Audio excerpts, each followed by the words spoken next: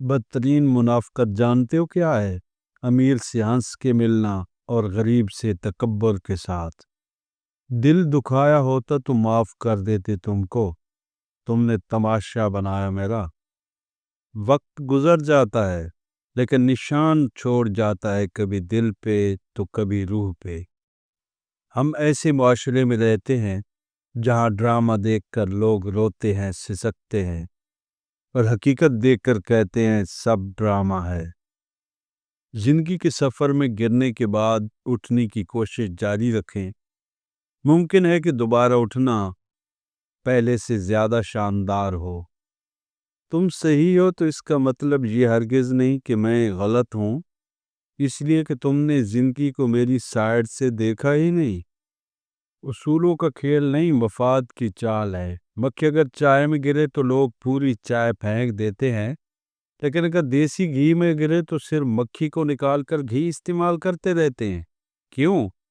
کیونکہ لوگ اصولوں پر نہیں، مفادات پر چلتے ہیں۔ فیصلے اصولوں سے نہیں، سامنے والی کی حیثیت دیکھ کر کیے جاتے ہیں۔ یہی ہے آج کی حقیقت۔ اصول بھی تب تک ہیں جب تک ہمارے فائدے میں ہوں۔ ہمیں ایک لمبے عرصے تک کتابیں پڑھائی اور ہٹائی جاتی ہیں، لیکن حقیقی زندگی کے ایک وقت بھی ان کتابوں میں درج نہیں ہے۔ خود کو غلط سمجھنے کی توفیق بھی اللہ تعالیٰ کی طرف سے ملتی ہے، ورنہ تو لوگ غلط ہوتے ہوئے بھی خود کو صحیح سمجھتے ہیں۔ وقت کی رفتار کا دار و مدار آپ کی کیفیت پر ہوتا ہے۔ خوش ہوں تو مدت بھی ایک لمحہ، اور اگر اداس ہوں تو ایک ایک لمحہ مدت بن جاتا ہے۔ کبھی بھی کسی کو کم تر نہ سمجھنا، کیونکہ 10 روپے کا پین بھی تو 10 کروڑ کا چیک سائن کرنے کے کام آتا ہے۔ ماں باپ کو بوڑھاپا کمزور نہیں کرتا، اولاد کا رویہ کمزور کر دیتا ہے۔ تم قافلے محبت کے کچھ دیر روک لو، آتے ہیں ہم بھی پاؤں سے کانٹے نکال کے۔ پیٹ میں گیا زہر ایک کی جان لے سکتا ہے، مگر کان میں گیا زہر کی رشتوں کی جان لے لیتا ہے۔ اس لیے کان کے کچے مت بنے اور بغیر دلیل کے کسی کی بات نہ مانے، ورنہ بہت پچھتاؤ گے۔ جس کے بارے میں کچھ سنے پہلے اس سے تصدیق کر لیں، کیونکہ بدگمانی بہت بڑا گناہ ہے۔